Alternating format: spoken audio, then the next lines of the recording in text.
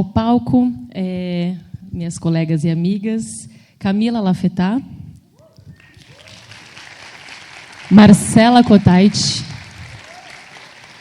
Marina Nogueira, Nívia Albuquerque. A gente ia ter a presença da Amanda, de Recife, que aqui na mesa conosco, só que ela não pôde estar, e ela mandou um vídeo. Então, a gente gostaria de começar com ele. Por favor, o vídeo da Amanda. Olá, eu sou a Amanda, sou nutricionista infantil aqui em Recife, trabalho com bebês, crianças e adolescentes e vim falar um pouco porque a nutrição comportamental me fez um nutricionista diferente. Na verdade, eu sempre fui um nutricionista diferente do padrão, mas depois que eu conheci a nutrição comportamental, os seus princípios, os seus pilares, comecei a estudar mais sobre a forma de abordar o paciente, a forma de atender, eu me tornei uma nutricionista diferentona. Isso porque hoje em dia eu me aproximei muito mais do meu paciente, nós conversamos muito melhor sobre comida de uma forma natural e simples em consulta, algo que antes eu percebia e que hoje eu percebo que falar de comida com o nutricionista parece algo meio estranho, né? Então, muitas vezes a criança e o adolescente e a própria família tem medo de falar que gosta de comer, do que gosta de comer, por conta de tudo aquilo que a gente já tem de padrão de atendimento, do que não pode, do que é proibido, do açúcar que não pode, da gordura tal que não pode consumir, só pode chia, quinoa, amaranto, só pode consumir o chocolate se for tantos por cento de cacau. E é claro que a alimentação ela tem que ser saudável, tem que ser adequada, mas a gente também tem que aprender a escutar o paciente, né? A questão da empatia, de a gente se colocar no lugar do próximo e tentar entender o que ele traz pra gente, né? O que ele sabe sobre a comida, o que ele gosta de comer, quais são as suas dificuldades, quais são as suas dúvidas, qual é a sua relação com a comida. E isso me fez uma nutricionista mais diferente, porque eu me libertei dessa forma engessada de atendimento e a criança e o adolescente se aproximaram mais de mim. Não só a criança e o adolescente, como a família também, porque quem trabalha com criança e adolescente também trabalha muito com a família. Então, eu tenho uma relação de confiança com as minhas crianças e meus adolescentes, nós conversamos de forma natural sobre comida em consulta, nós ficamos juntos, nos sentamos juntos aqui no consultório para traçar as metas, nós traçamos as metas de acordo com a possibilidade do que aquela criança ela consegue fazer naquele momento, do que aquele adolescente consegue fazer naquele momento, sem restringir, sem proibir, sem cortar nada do que ele gosta da alimentação, mas fazendo um trabalho de mudança de comportamento que dura um tempo. Então, hoje em dia eu percebo que eu estou muito mais livre em consulta, que eu consigo uma confiança muito maior das minhas crianças, dos adolescentes, e que isso muda muito, inclusive a adesão ao acompanhamento. Então, são crianças e adolescentes que aderem a esse acompanhamento muito melhor. Hoje em dia eu me sinto nutricionista mais completa e mais realizada na minha profissão depois que eu conheci e comecei a aplicar os conceitos e os princípios e as bases da nutrição comportamental. A gente está também fazendo uma mescla de diferentes áreas de atuação. Ela trabalha com crianças, né, e adolescentes, e isso incluindo famílias, e a gente também tentou fazer essa diversidade aqui. Então, eu vou passar a palavra para a Marcela Cotait, que também representa um grupo que é o nosso grupo do coração, o Genta, né, com várias representantes aqui também, que já fazem isso há bastante tempo. Mas, por favor. Tá. Bom, antes de mais nada, eu queria agradecer o convite. A Manu, a Marlia, a Cíntia, a você. E eu fiquei muito honrada, eu achei muito bacana quando eu recebi esse convite para vir conversar com vocês. É a única coisa que eu sei fazer, é desse jeito, né? E a Marli estava comentando, né, que queria fazer oceanografia, eu queria fazer odonto, e se não fosse odonto era fisioterapia, e se não era fisioterapia era história, e eu fui fazer nutrição. Então, eu fui. E a faculdade nunca foi uma coisa que fez muito sentido para mim, mas eu sempre tive receio de abandonar a faculdade e ficar perdida, e tinha medo do meu pai de falar, olha, eu estou largando a faculdade e tal. Então, eu resolvi terminar a faculdade, mesmo aquilo não fazendo muito sentido para mim, porque comer, para mim, sempre foi uma coisa muito natural. E, de alguma maneira, eu percebia que a faculdade problematizava isso, né? Eu Eu não sei se vocês conhecem, eu fiz Kumon, que é um método de matemática, o que me tornava uma boa aluna na faculdade, porque era muito fácil para mim calcular grama de proteína por quilo de peso. Aquilo, para mim, era o que a faculdade me dava, era um monte de regra de 3. E, para mim, eu não via a pessoa, né? E eu achava que aquilo era a faculdade, que era aquilo que eu tinha que ser, e acho que talvez pela imaturidade, pela idade. E aí, no último ano de graduação, eu resolvi estudar alguma coisa que fizesse mais sentido para mim, para me ajudar a terminar a faculdade logo. E eu, felizmente, parei no Ambulim, que é o ambulatório de transtorno alimentar do Hospital das Clínicas. E eu fui levada ao Ambulim quando eu vi uma palestra da Fernanda Scaliuzzi. E quando eu vi a Fernanda falando da maneira que as pessoas se relacionavam com a comida, da maneira que as pessoas entendiam o papel do nutricionista, eu pirei. Eu falei, eu preciso entender mais sobre isso, e aí eu fui para o Ambulim. E quando eu cheguei no Ambulim, a coisa só foi melhorando. Aí eu conheci a Márlia, eu conheci a Fernanda, eu conheci a Alessandra Fabbri, eu conheci a Viviane Polacou, eu conheci a Gisele Kawamura, eu conheci pessoas que, nossa, que diferente. E aí eu fiquei aquela pessoa muito chata na sala de aula, porque aquilo nada mais fazia sentido, e eu comecei a ser aquela pentelha que discordava, que falava, e não via a hora daquilo acabar. E eu acabei ficando no Ambulim, eu não sei se para a sorte ou azar da equipe, acho que eles gostaram de mim, acabei ficando, estou lá até hoje, isso já faz 10 anos. E eu comecei, né, a me envolver cada vez mais com esse jeito que, para mim, ainda não tinha um nome, né, era só diferente de atuar. E aí eu comecei a ver nas minhas colegas de trabalho, que hoje são minhas amigas, a gente remando para o mesmo lugar. E o Genta sempre foi, para mim, uma oportunidade de borbulhar o que eu penso e o que eu acredito. E eu acho que quando vocês têm esses minutos com a Marli, cara, é o tempo inteiro assim. Sabe? Nossa! Tipo, é incrível. É uma oportunidade que eu queria que todo mundo tivesse. E todas. Eu posso puxar saco de todo mundo aqui, e não é puxa-saco. É incrível. Às vezes eu falo, cara, eu acredito que eu estou nessa mesa, sabe? Eu vou olhando uma e falo, nossa, isso aqui é demais. Porque é um momento em que eu me sinto parte, que eu não me sinto esquisita. E eu reparo, assim, o meu jeito, por exemplo, de dar aula ou de falar alguma coisa, eu falo a gente. Eu tenho muita dificuldade de falar a minha experiência, ou eu falo a gente. E eu estava pensando nisso agora, enquanto a Marli estava dando a aula dela, eu falei, cara, eu acho que o agente, para mim, é justamente por acreditar e entender que eu faço parte de algo que existe e que eu não estou sozinha. Então, eu acho que a nutrição comportamental, trabalhar comportamento alimentar, quando eu perceber que eu não preciso pesar o meu paciente, perceber que eu não tenho adipômetro no meu consultório. Eu nunca usei um adipômetro. Eu não vejo a menor necessidade de controlar o meu paciente pinçando a dobrinha embaixo do sutiã. Eu não vejo a menor necessidade para o meu trabalho ser efetivo, ser eficaz, ser eficiente, de controlar a porcentagem de gordura do meu paciente.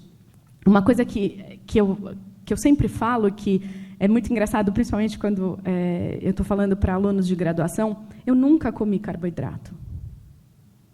E eu acho que aqui ninguém nunca comeu carboidrato. A gente come pão, né? A gente come bolo. E fazer parte desse movimento, acreditar na nutrição comportamental e entender que a nutrição comportamental compartilha disso. A gente precisa voltar a comer pão. A gente não pode trocar um bife por um pó. A gente não pode bitolar no que eu vou comer no pré-treino, no pós-treino, sem tirar a importância disso, mas a maneira que eu vou passar isso, tanto para a sociedade como para o meu paciente, a nutrição comportamental interfere de maneira, eu acho que, arrebatadora. Entender que o meu papel vai além de um controle de peso ou de uma meta calórica. Nós somos auxiliadores de novos processos. A gente tem que trabalhar com pluralidade de formas, a gente tem que trabalhar com aceitação corporal, a gente tem que trabalhar com fazer as pazes com a comida. A gente precisa trabalhar todos os aspectos que envolvem a alimentação. A nutrição vai acontecer inevitavelmente na vida do nosso paciente, na nossa vida. Agora, o nosso papel é melhorar a maneira que as pessoas se alimentam. É muito triste ver todos os resultados da pesquisa da Priscila com essa dificuldade que nós, nutricionistas, temos de nos relacionar bem com o nosso instrumento de trabalho. O nosso instrumento de trabalho é a comida, não é o adipômetro. O nosso instrumento de trabalho é valorizar o comer em família, é valorizar os aspectos que transcendem o carboidrato, a proteína, a gordura, o tipo da gordura. Então, o que a nutrição comportamental me faz diferente, que é uma coisa que talvez eu possa responder, que sempre me fez diferente, antes de ter nome, antes de eu saber que era diferente, eu acho que é tudo. Não me considero uma nutricionista tradicional. De uma maneira muito dolorosa, eu até falo que eu não acredito no trabalho da nutrição tradicional. E eu acho que, se cada um de vocês sair daqui, e eu acredito que não seja o primeiro evento da maioria de vocês, mas se cada vez que vocês precisassem que isso seja regado, eu acho que a nutrição comportamental é esse lugar para regar essa sementinha e vocês também terem cada vez mais confiança de que vocês não estão sozinhos, de que ainda é remar contra, mas que eu realmente acredito que no futuro vai ser talvez o único caminho da nutrição. Então, eu queria novamente agradecer e falar que eu tenho muito orgulho de fazer parte disso. Obrigada. Obrigada, Má. Um trabalho de militância que a gente sabe que acontece e que embasa muito o trabalho de Body Positive, no trabalho da aceitação. Isso também se estende muito ao grupo do GEINTA. E a gente tem blog, a gente escreve textos de uma linguagem bem acessível para todos, embora sempre embasados em ciência, que é o que a gente se apoia, sempre. Tá? E aí, dando continuidade, gostaria de chamar a Camila Lafetá, nutricionista, que nem sempre foi nutricionista, e que atua hoje também no Ambulim.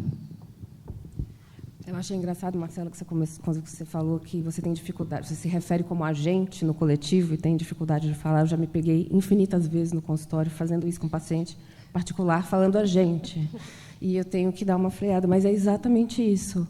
É um sentimento de pertencimento a um movimento, a uma quebra de paradigma que vai levar mais felicidade para as pessoas, que é muito transformador para as pessoas e é muito transformador pessoalmente para a gente também. Então, eu agradeço muito vocês. Eu cheguei tarde na festa, como a Fernanda falou, mas eu me sinto extremamente honrada de estar aqui, porque estar na presença desse grupo é uma coisa infinitamente inspiradora. Eu brinco que o meu cérebro, quando eu caí no curso do Ambulim, eu dizia que toda quarta-feira à noite o meu cérebro saía soltando fogos de artifício de lá, porque era muito diferente de tudo que eu vi, muito diferente do que me levou para a nutrição. Então, para explicar um pouquinho o não ser nutricionista desde sempre, eu sou formada em Direito e trabalhei 16 anos na advocacia criminal. Não tem nada a ver. É mais diferente que ser oceanógrafa. Bem mais. Mas sabe o que foi legal também? Porque, como eu defendia, eu já aprendi por cacuete profissional a não exercitar muito julgamento dali, a ver o lado... Vamos ver o outro lado da coisa. Então, acabou ajudando. E aí, por diversos motivos profissionais e pessoais, há 12, 13 anos, eu entrei numa crise profissional e decidi que eu deveria repensar a minha carreira. E toda vez que eu repensava a minha carreira no âmbito do direito, eu tinha taquicardia, porque eu não queria mais aquilo.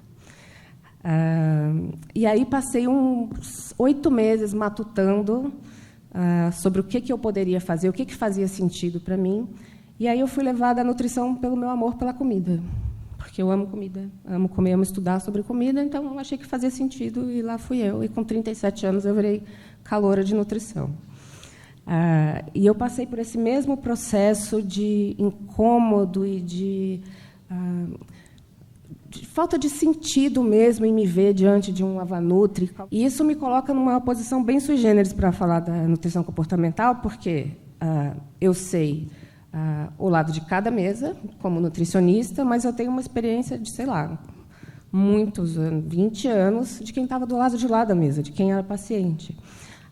De que, como quase todas as mulheres, eu era insatisfeita com o meu corpo, eu era meio o Golden Retriever que queria ser um Doberman, assim, que nem minhas amigas, que eram todas mignons, eu sou italiana, não ia ser nunca. Nunca tive um transtorno alimentar, mas quanto mais eu estudo sobre transtorno alimentar, mais eu vejo que eu tive uma imensa sorte, porque todos os profissionais, nutricionistas, endocrinologistas, por quem eu passei, me impunham, me prescreviam como conduta o que eu trato hoje em paciente com transtorno alimentar. Então, foi sorte mesmo, por algum motivo. Acho que talvez o meu amor pela comida mesmo foi muito protetor.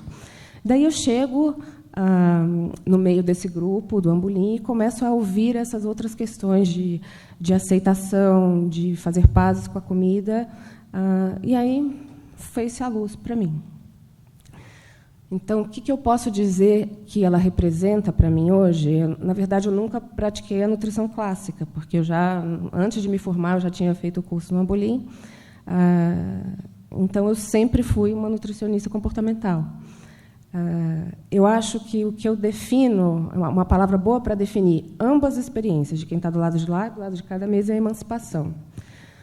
Para a gente, como profissional, a nutrição comportamental é extremamente emancipadora, porque ela devolve para a gente um protagonismo que a nossa profissão perdeu, ou não sei se nunca teve. A gente funciona em quase todas as esferas de atuação como coadjuvante de alguém. Ou a gente não tem autonomia por causa de uma conduta médica, ou a gente está preso a um plano empresarial de concessionária.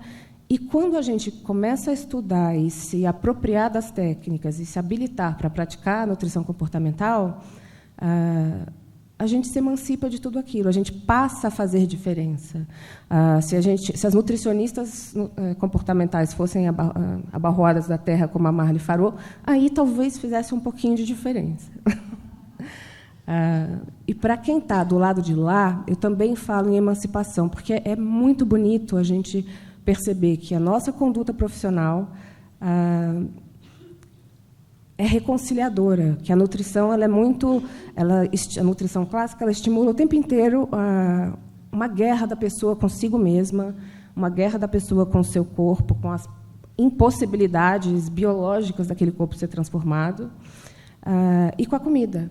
E a gente faz um trabalho de reconciliação. Então, a pessoa, idealmente, a gente propõe isso, é um trabalho difícil, é muito difícil, para algumas pessoas é extremamente assustador você chegar e falar que não vai prescrever dieta. As pessoas fazem dieta e emagrecem de fato, elas não conseguem sustentar, mas elas veem esse processo. Isso cria uma ilusão de que o nosso corpo está ali num torno de cerâmica que a gente consegue esculpi-los, como a Marli fala, ao nosso bel prazer. E não é assim. Tanto não é assim que todo mundo volta para onde estava.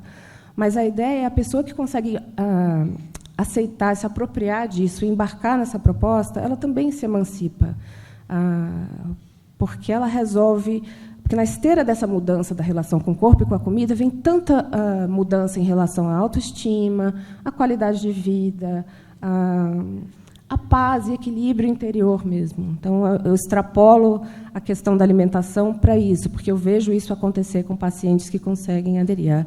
A vida melhora como um todo, não só em relação à comida, e não só em relação com o corpo, mas por essas duas questões serem muito centrais na nossa vida, a gente traz esse resgate. E, nesse processo, é muito terapêutico também para a gente como profissional, porque você não consegue orientar uma pessoa e fazer uma proposta dessa se você não está falando de um lugar vivido, como diz a Paulinha.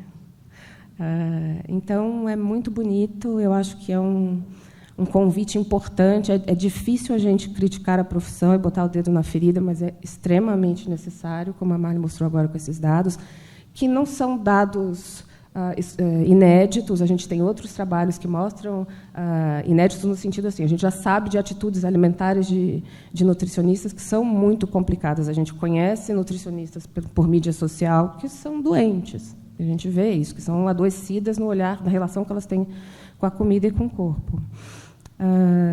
E é isso que eu acho. Muito obrigada.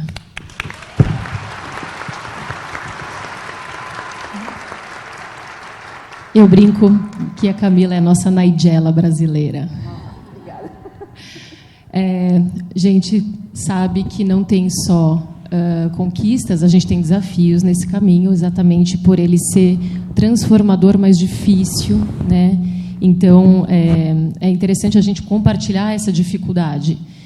E também saber que existem, né, eu também tenho várias áreas diferentes de atuação, mas vamos aqui dar continuidade. Então, uma delas, por exemplo, a gente vai passar o vídeo, que é da Legiane, do SESI. Ela está aí?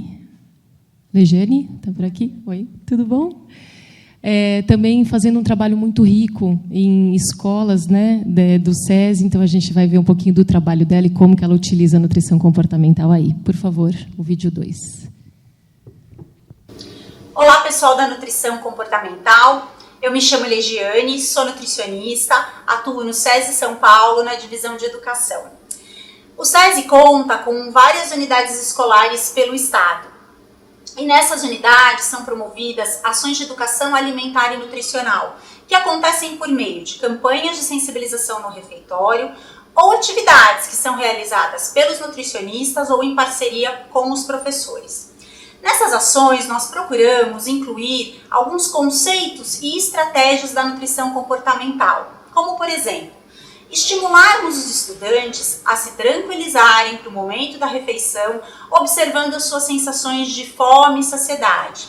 E também a procurarem olhar para o alimento, para a preparação, sentir o cheiro, o sabor, consumir esse alimento, essa preparação de uma forma bem tranquila.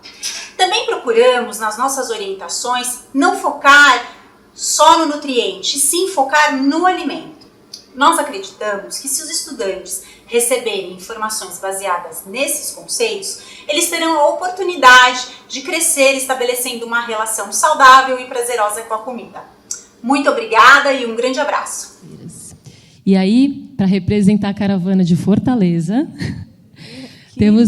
temos aqui a representante de Fortaleza, que sempre nossa parceira, colega, sempre está conosco, Nívia Albuquerque, nutricionista clínica. Nossa, que responsabilidade, hein, gente, representar vocês. Mas é uma imensa alegria estar aqui, atender o convite da professora Marlia, a quem também eu tenho a honra de poder chamar de amiga querida. E, assim, a gente que mora lá, longe, mais longe do núcleo, né, a gente sempre tem uma angústia. O que está passando lá? O que está acontecendo lá em São Paulo? E as coisas acontecem muito aqui, né? E com a minha experiência, quando eu comecei com nutrição comportamental, desde sempre, acho que a palavra que mais está se repetindo aqui na conversa é diferente. Acho que todo mundo aqui se sente um pouco diferente. Então, eu também me sentia muito diferente. Então, eu fiz um movimento bem contrário. Eu era da Universidade Estadual, lá no Ceará, onde a gente tinha um foco muito mais voltado para a UAN. Eu também não consigo falar o outro nome. E eu precisei pausar para a maternidade, eu tenho 3 filhos, e depois, quando eu voltei para a faculdade, eu fui para a Unifor, que é a Universidade de Fortaleza. E lá eu levei minha grade curricular para aproveitar as disciplinas. Quando eu apresentei para a coordenadora, ela falou assim: pô, tem um curso aqui de psicologia que você vai ter que fazer de novo. Falei assim: como? Eu já sei que é Piaget, Lacan e Freud. Por que eu preciso fazer de novo esse curso? E aí eu fui apresentada a um curso de psicologia da nutrição, que era bem específico, que, ao contrário do meu curso lá da UES, que não falava sobre nada, me caiu nas mãos o livro Uma Visão Nutricional, Transtornos Alimentares, Uma Visão Nutricional, que me foi apresentado por uma psicóloga, que era a professora que dava a disciplina do curso. E eu, gente, que coisa maravilhosa! E comecei a ver sobre aconselhamento nutricional, que vai beber da psicologia, que é a base da formação da nutrição comportamental. E aí o mundo se abriu, assim, porque na época eu trabalhava, larguei o trabalho, falei: vou ser nutricionista. Descobri, é isso mesmo. E aí todos os cursos que apareciam no Ambulim, eu entrava, né? Então, quando eu vi lá o nome da Marli, que foi uma das primeiras pessoas que eu vi, eu me matriculava. Todo curso que tinha no Ambulim, eu voava de lá para cá. E eu lembro, assim, de imagens maravilhosas. A gente estar sentado lá no anfiteatro do IPQ, né? Que aquele lugar é mágico, né? Quem vai ali tem uma magia. Entrava a Marli lá para dar aula. Lembro demais da Fernanda, lembro de Fernanda Timmerman, todo mundo ainda lá. E todos os cursos eu estava presente. E aí, uma coisa assim que eu acho que a gente se preocupa muito com a questão de como utilizar na prática clínica a nutrição comportamental. É uma coisa que a gente se inquieta. E o que eu posso passar para vocês, em termos de aplicabilidade, já que eu, desde sempre, faço nutrição comportamental. Ontem na palestra de Fernanda, ela disse: eu não sei fazer de outro jeito. E todo mundo aqui, de uma certa maneira, repete. E, assim, no meu caso, não houve nenhuma desconstrução da dietoterapia prescritiva clássica, porque a minha máquina nunca instalou um programa de nutrição. Eu vi Marcela falando, eu também nunca peguei um estadiômetro na minha vida, então nunca fiz medidas e circunferências. E é assim, uma coisa que deixa a gente inseguro, porque, afinal de contas, a universidade inteira... Quando eu despertei para isso, eu ainda estava na faculdade. Então, todas as outras disciplinas, para mim, era assim, tão claro que eu fiz elas de maneira super protocolar. Quando eu imaginava que, se eu tirasse um pedaço de brócolis, que ia desadequar o cálcio, e que aquilo era possível, porque se o paciente chegasse em casa e não tivesse o brócolis, ele não ia colocar o brócolis, eu comecei a ter que passar pelas disciplinas. Eu precisava do diacho do papel para fazer o que eu queria fazer, que era a nutrição comportamental. E me inquietava não ter nome. Isso não tinha nome, gente. Eu queria um nome para isso. E eu perturbava as meninas, perturbava a Marli, falava, Marli, o que é? Quando surgiu a nutrição comportamental... é como se a gente dissesse assim, eu tenho essa praia, isso é meu, me dá um empoderamento muito bom, né? Então, utilizar essa prática, às vezes, quando precisa ser desconstruído. Bem, tudo bem. Primeiro, eu queria agradecer a Manu, Cíntia, Fernanda, todo mundo que está aqui, Desirê também, que vai ser citado aqui na minha fala. Eu vou contar um pouco também da minha história. Eu vim pensando o que eu ia falar, mas já mudei tudo aqui, porque eu achei que eu era a única pessoa que, antes de fazer nutrição, queria fazer outra coisa. Mas eu descobri que não. E eu sempre quis fazer comunicação, publicidade, relações públicas, qualquer coisa desse tipo. E não sei até hoje por que eu mudei para nutrição. Mas que bom que eu mudei, eu sou muito feliz com isso. Durante a faculdade, nunca fui uma aluna padrão. Na verdade, eu nunca fui uma boa aluna. E quando eu me formei, a gente tinha um ambulatório. Eu fiz UniBH, que é uma faculdade particular em BH. Eu sou de lá, eu moro aqui, mas eu sou de lá. E eu lembro que a gente tinha Diet Win, que era o programa, e a gente atendia pessoas vindas do SUS. E aí eu lembro que eu me formei na época da linhaça. Eu não sei, eu acho que hoje as pessoas estão se formando no low carb. Eu fui da linhaça dourada, e tudo se colocava linhaça dourada. E eu não entendia aquilo, porque eu mesma nunca tinha comido linhaça dourada, porque eu detestava, não é que eu detestava comer, mas, para mim, comer no melhor restaurante do mundo, no Spoleto, era a mesma coisa. Eu só queria comer e seguir a vida em frente. Então, eu não era essa pessoa super experimentava tudo, igual as minhas amigas de classe eram, enfim. E eu ficava indignada, que eu falava, não vou colocar linhaça dourada. Eu era bem pentelha, assim. E aí as professoras falavam, mas tem que colocar por causa do ômega, por causa... Eu falava, ai, meu Deus, mas não é isso. E eu sempre me indignei muito com a maneira de se comunicar, né, com os pacientes e com os outros profissionais. Era sempre aquela conversinha. E a sua prescrição, como é que é? E eu falava, gente, que louco, né? Porque, enfim... Eu me formei, eu fui trabalhar em cozinha de hospital, que eu também ficava indignada, porque eu falava, como que o paciente que está internado vai comer isso, pelo amor de Deus? E aí fui aprender a cozinhar, por conselho de alguém que falou, nutricionista tem que saber cozinhar. E, na época, eu era pentelha, e eu falava, não, porque isso, que coisa machista. Só que aí eu fui, achei legal, e foi a melhor coisa que me aconteceu até hoje, foi aprender a cozinhar, porque eu mudei minha relação com a comida. Eu comecei a gostar muito de comer. Então, assim, hoje a coisa que eu mais gosto, o meu hobby é cozinhar e comer depois, ou comer primeiro e depois cozinhar e comer de novo. E aí, assim que eu me formei, eu trabalhei com um médico que era nota 1000. Eu tinha também um preconceito, mas ele me ensinou a tratar a obesidade na época, sem aquele discurso do paciente é sem vergonha e ele está gordo porque ele é sem vergonha. E aí ele me chamou para escrever num blog, na época, em BH, que se chamava Batata Frita Pod. Existe ainda. E é muito, muito fofinho. E era muito legal. Fui fazer nutrição clínica, fui fazer pós em nutrição clínica. Na época, eu não sabia bem. Eu sei que, assim, eu sentia que as nutricionistas não se comunicavam, então elas não falavam como uma fazia com outro paciente. E eu pensava, eu vou fazer aqui do meu jeito, que está dando certo, né? Então, igual todo mundo, eu já era da nutrição comportamental sem saber. E as pessoas me perguntavam, eu sou também da época da funcional, então, você é nutricionista funcional? Eu falava, não. E, enfim, e ficava em discussões com as pessoas. Tal. E aí, quando eu me mudei para São Paulo, falaram comigo, faz o blog seu, você escreve super bem. Então, eu falei, tá bom, vou fazer. E aí, uma amiga me ajudou a escolher o nome, que eu não conto calorias, e foi revelador, porque, de repente, nutricionistas começaram a me seguir. Eu nunca esperei isso, nunca. E aí, um dia, eu estava na aula da pós-graduação que eu fiz com a Desirê, na USP, ela foi minha professora. E aí eu não lembro se foi ela, se foi o Bruno, foi algum professor que falou de uma, se não me engano, da Fernanda Scagliuzzi, que tinha uma nutrição aconselhativa. E eu falei, é isso que eu faço. Não é aquela coisa impositiva, né? E aí eu comecei a dar esse nome, porque eu achei que tinha que ter um nome, aquela ansiedade, né? Ontem eu estava conversando com umas meninas de BH, e a gente fica nessa ansiedade, mas como que eu vou fazer? Como que eu vou fazer? E aí eu falei, bem, colocando o nome, talvez melhore isso, né? Quando as pessoas me perguntam. Só que eu continuei ansiosa. E aí, quando surgiu essa coisa da nutrição comportamental, eu falei, bem, é isso, é exatamente isso. E o que me trouxe muito esse movimento foi realmente reduzir meu grau de ansiedade.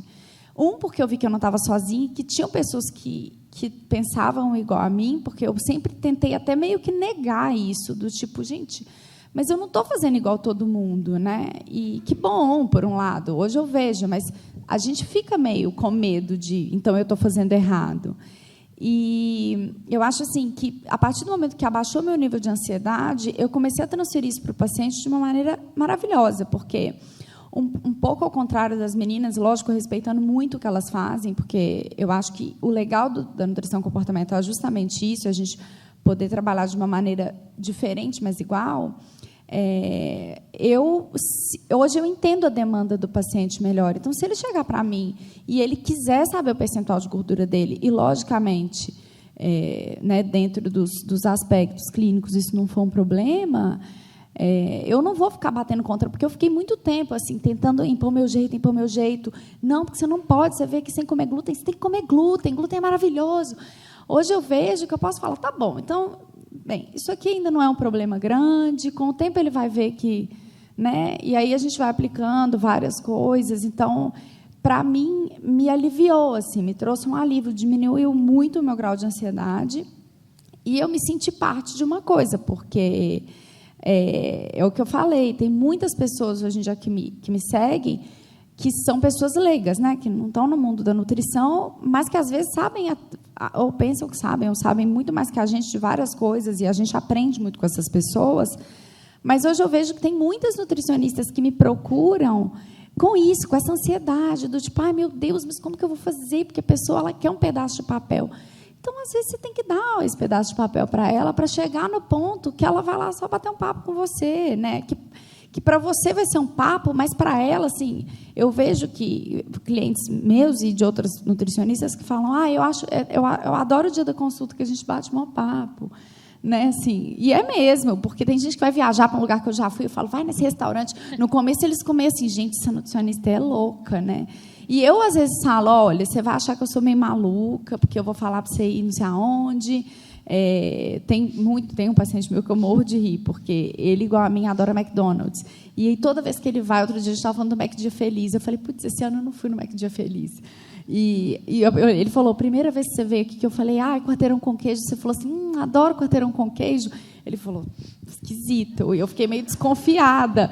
E é verdade, porque a gente tem que mudar isso, sabe? Porque senão as pessoas elas vão com medo de falar com a gente, e a gente fica com medo de falar com elas. E aí eu falo que relação de nutricionista ou médico, enfim, é igual casamento. Se você não relaxar e aproveitar, vai ser difícil, né? Então, eu acho que é isso. Não sei se eu consegui explicar, mas... Conseguiu muito bem. Obrigada, Mar. Eu acho que tem alguns aspectos legais e interessantes. A gente fala muito de comida. Ontem foi, né, o nosso grande tema. A gente tem nutricionistas que também acabam fazendo uma outra formação, por que não? Falado até pela Janaína, pela Irene, pela Rossana. Então, você representa também esse contato direto com a comida, assim como a Maria Luísa Petit, a Malu Petit também, que é a nossa parceira. E a gente consegue também ouvir na tua fala alguma coisa do pilar de comunicação, que é o que a gente tem muito também na nutrição comportamental. Então, é o jeito que a gente fala, como a gente escuta, como a gente acolhe, como a gente tenta não julgar. E, para isso, a gente precisa, muitas vezes, estar lá, ouvir, né? Eu já dei aula na graduação e dei aula de avaliação nutricional, avaliação antropométrica. Então, eu dei aula para usar adipômetro, eu já dei aula de cálculo, eu trabalho em empresas, eu trabalho com público geral. Então, a gente tem que ser bastante flexível, se adaptar. Como nutrição comportamental também, a gente não tem nenhuma resistência a usar nenhum método de avaliação, quando este não tiver atrelado, obviamente, àquela tradicional imposição de que o peso o resultado final é o comportamento que tem que ser mudado. O peso é uma consequência, a gente reforça isso sempre. A gente toca na questão do peso porque os pacientes têm essa ansiedade, mas a gente faz isso de uma maneira mais fluida e isso vai ser contemplado também aí na mesa da tarde. Tá? E eu queria também... Pode sim. É um segundo, senão eu vou passar mal. Eu odeio falar nomes, eu falei alguns nomes e eu não posso deixar de falar da Maria Aparecida Larino, da Esther Soares e da Fernanda Psolara, que foram também umas baitas inspirações, porque senão eu vou ficar sufocada, era isso. Você tira do seu sistema? Fê, eu também queria um segundo. A gente vai conversar, vai debater uma pod, por favor. Não, eu não posso deixar de mencionar o programa, né, de transtornos alimentares lá de Fortaleza, que a Ana Paula está aqui. Ana Paula, um oi, levanta a mão, por favor, representando. Então, é como se fosse o nosso Ambulim, vamos falar assim para vocês tentarem entender. Então, é lá que a gente aprende, é lá que a gente pratica aconselhamento nutricional, é lá que a gente aprende essa atitude de não julgamento, é lá que a gente desenvolve essas habilidades e essas competências que a gente utiliza tanto na nutrição comportamental. E eu não posso deixar de falar que é um trabalho maravilhoso e que, com certeza, esse trabalho é que está rendendo os frutos da caravana de 20 que está aqui, né? E isso eu não poderia deixar de citar. Lógico. A gente vai ter um tempinho ainda para conversar. E eu queria dizer que o Ambulim, para quem não conhece, a gente falou Ambulim. Ambulim é o ambulatório de transtornos alimentares do Hospital das Clínicas, tá? Onde muitas de nós trabalhou, já passou por lá, porque a gente sabe que tem bastante gente nova aqui, então a gente já se sente em casa, mas é isso, tá? Muitas de nós viemos da base do transtorno alimentar.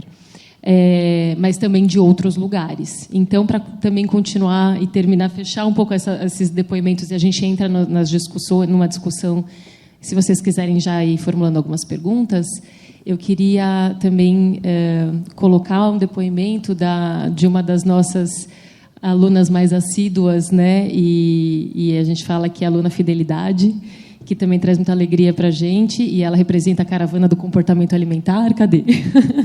Do grupo que a gente faz parte ali no WhatsApp, que é a Cida. Cadê a Maria Aparecida? Oi, Maria Aparecida.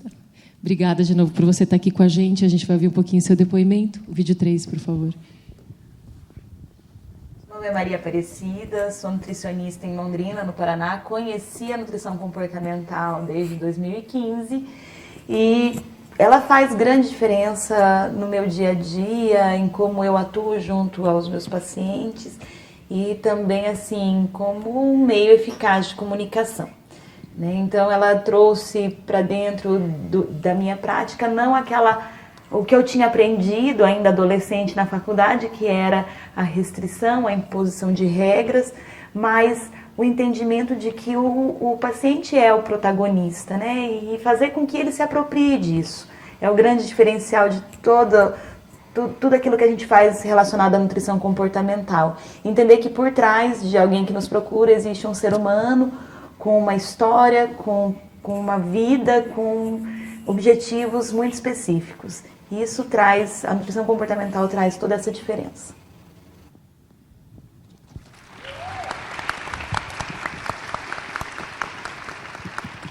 Obrigada, Cida. Também a gente bate um papo aí de corredor, que a gente vai sabendo de mais histórias e como é transformador mesmo. Eu fiquei muito emocionada com o seu relato ontem. Obrigada. Vamos abrir um pouquinho para um debate, que é um debate, né? Então, vamos lá. Já recebi 3 folhinhas aqui, mas aproveitar e reforçar. Obrigada. Nossa, esse veio aqui praticamente de Hogwarts, aqui, ó. Gostei. Reforçar que muitas pessoas já praticavam, já faziam. O que a gente faz é compilar muitas dessas técnicas, aprofundar essas técnicas, né? E aí é o que a gente fala, mas eu já praticava, já fazia, e é muito bom ouvir isso. Empiricamente, muitas pessoas já faziam, mas elas têm agora a oportunidade também de se identificar, de compartilhar, de se aprofundar e saber que estão fazendo algo que tem embasamento também científico. Então, é isso que a gente contempla. Então, tem algumas perguntinhas aqui, uma delas sobre como aplicar nutrição comportamental, tanto no ambiente hospitalar, pensando na dietoterapia de doenças específicas, quanto diante de um paciente com algumas complicações metabólicas. Como eu falei, a gente vai ter uma mesa hoje à tarde em que a gente vai colocar assuntos bem específicos, né? Então, a diabetes, a gente vai colocar crianças, a gente vai falar sobre obesidade. Então, e a gente sabe que existe essa dúvida, mas a nutrição comportamental, sim, trabalha, e ela é inclusiva. Então, essas técnicas que a gente usa, tanto da parte de comunicação quanto da parte clínica, a gente contempla essas técnicas nesse atendimento. Se você precisar fazer uma prescrição, que às vezes para um paciente renal, para um paciente com essas necessidades, isso pode ser feito, mas até a maneira de você prescrever pode ser diferente. Você pode não engessar, você pode dar autonomia, que dentro daquela escolha ele vai ter aquelas possibilidades, ele tem as escolhas, traçar metas, né, se tiver alguma urgência clínica, obviamente isso vai ser colocado, né, a gente contempla as urgências clínicas, e a gente vai se aprofundar um pouco mais com as colegas hoje à tarde. Então, só para diminuir um pouco a ansiedade de vocês aqui, tá? Como lidar com um paciente que antes do consultório, que vai até o consultório esperando receber cardápio, percentual de gordura e quanto de peso ele irá perder por mês, uma vez que isso está muito enraizado. Eu queria que vocês, por favor, respondessem. Esses são os nossos desafios. Vamos lá. Então, assim, uma vez eu lembro em um desses cursos, desses vários que eu fiz, né, que eu já perdi até as contas de quantos eu já fiz com vocês, uma fala da Marli que me chamou muita atenção. Ela falou assim, é como se fosse a transformação da ciência em arte.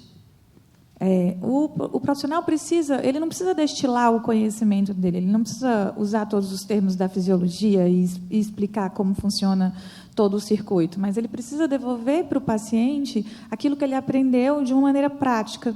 Então, se você está atendendo um paciente renal, você está atendendo um paciente com peso, então você precisa, através do seu conhecimento, convencer para ele que peso não é apenas o único padrão e o parâmetro de avaliação de sucesso terapêutico. Você precisa argumentar com ele que há outros ganhos, que há ganhos subjetivos, que incluir mais frutas na alimentação já faz parte de um processo de sucesso terapêutico. Então, não é que essas coisas não aconteçam. Ontem, Fernanda também colocou um livro que Marli já citou em algumas falas, que é de Irving Yalom, que fala criando uma terapia para cada paciente. Isso é uma aflição que acomete quase todas as pessoas que se deparam com esse método não convencional. O que eu vou dizer para o paciente? O que eu vou entregar? Pela visão tecnicista que a gente traz da faculdade, né? Que a gente tem que ali resolver, a gente tem que entregar um papel e tem que devolver alguma coisa para ele. Então, faz parte do processo esse convencimento que vem através do conhecimento que você tem, de que quais são os parâmetros. Espera aí, vamos ver, será que é só peso? Será que nesse peso que você está pedindo lá tem um combo da felicidade? Lá tem o marido dos seus sonhos, a pessoa que você sempre, o trabalho da sua vida, e os melhores amigos e as viagens. Então, há um processo de convencimento. É necessário que o paciente entenda que profissional ele está buscando, porque senão ele vai querer aquela metodologia clássica. E não há nenhum problema, gente, em a gente devolver isso. Olha, eu trabalho assim, assim, assim, o que eu posso te ajudar é dessa maneira, eu entendo que você tenha essa angústia, mas a metodologia de aplicação que eu acredito, e aí é muito difícil fazer o que não acredita, é essa. Eu acho que essa transformação da ciência em arte, em devolutiva para o paciente, aplaca, acalma. Não que esses parâmetros não sejam alcançados, que o peso, o percentual de gordura, mas eu pelo menos, tento convencer de que, será que é tão importante ter o 13% de percentual de gordura para você? Será que é isso? Então, eu acho que tem que ter muito isso, de tentar convencer na argumentação. Alguém mais? Eu sempre penso que isso é uma questão de integridade profissional mesmo, né? Você se vê muitas vezes num dilema de ter que manter seu consultório, um dilema de ter que manter seu consultório, e vai haver paciente que não vai conseguir enfrentar aquilo, ou naquele determinado momento, porque não está pronto, ou não vai mesmo. Mas é uma questão... eu sempre lembro do juramento hipocrático que a Marli falou. Não é uma questão só de fazer o que a gente não acredita, é saber que o que a gente não acredita é prejudicial ao paciente. E, de uma forma acolhedora e gentil, mostrar isso para ele para justificar o tipo de conduta, o tipo de trabalho diferente que a gente faz. Muito bom. Alguém mais? Por favor.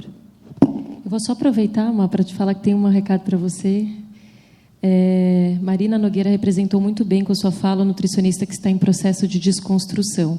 Entender como colocar a nutrição comportamental em prática ainda é um grande desafio para nós, que fomos formados em contextos muito rígidos. Muito obrigada pela fala. Imagina, obrigada a vocês. Quem escreveu, enfim. Não sei. Uma admiradora nova. Obrigada. Eu acho que essa coisa da argumentação, eu vejo muito, e eu acho que os advogados têm muito disso, eu sou casada com um, de devolver a pergunta. Eu aprendi isso a duras penas, porque às vezes a pessoa chega lá perguntando, eu acho que devolver a pergunta, a pessoa tem a resposta. Se ela não tem, logo aparece. Também tranquiliza muito, né? Então, assim, às vezes a pessoa chega lá e fala, mas quanto que eu tenho que pesar? Bem, quanto você acha que você tem que pesar? E como que é o caminho inverso também, né? O que você tem que fazer para chegar lá? Enfim, suas prioridades, o que tudo isso envolve? Porque, às vezes, você nem precisa ficar lá tanto tempo gastando com a pessoa, falando, olha, veja bem, veja bem. Ela mesma já para e pensa, realmente, isso aí que eu estou querendo, o caminho não vai ser tão legal... E ela começa a manejar isso de uma maneira. Então, eu acho que devolver a pergunta é sempre uma boa estratégia. Estou certa? Na verdade, o advogado tem que plantar as respostas da pessoa um pouquinho diferente, mas tudo bem. Mas faz todo sentido, é isso mesmo. Então, tem nessa mesma linha, eu acho que essa é uma grande aflição nossa, né, da questão do peso, inclusive para pessoas que precisam perder peso. Tem uma pergunta aqui para pacientes que têm apneia do sono, dificuldades motoras, hérnia de hiato, né? De novo, eu não vou dar spoiler, porque a gente vai ter um assunto só para isso à tarde, contemplado a Manuela vai trazer isso, mas eu já posso antecipar que a gente não é contra perda de peso, tá, gente? Não é isso que a nutrição comportamental prega. A gente é contra você focar no peso como resultado. O peso é uma consequência. Se você mudar os comportamentos que estão causando aquele problema, provavelmente ele vai ter uma resposta, mas você não pode garantir para ele. Você pode falar que é um processo e que provavelmente nesse processo vão ter altos e baixos e você vai estar junto com ele, né, em prol do objetivo dele. Tudo bem? Mas aí eu não vou roubar o que a gente vai falar hoje à tarde. Tem outra questão que foi colocada aqui. Sugiro que tragam no próximo simpósio as falas de nutricionistas comportamentais na promoção de saúde. Sou também diferentona. Gostei muito da Solange Paraíso, de Recife. A gente tem, né, colega do SESI fazendo um trabalho aí de promoção de saúde. Eu faço também um trabalho de promoção de saúde em empresas, né? Tem promoção de saúde em vários âmbitos, a gente inclusive tem isso no nosso livro. A gente pode usar muito, sim, a nutrição comportamental, o jeito de falar, o tipo de exposição de palestra, contemplar a parte emocional. E as pessoas, elas vinculam tanto com isso. Essa desconstrução é tão bonita, assim, as pessoas olham e o olho brilha, porque normalmente a pessoa já chega...